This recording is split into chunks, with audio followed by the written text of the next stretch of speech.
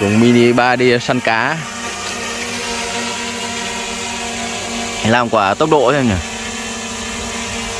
Tốc độ như phải cắm điện thoại nó hết.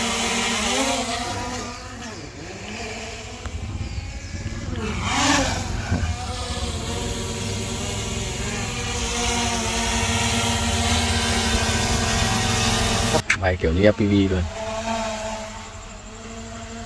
Máy bay tự dục.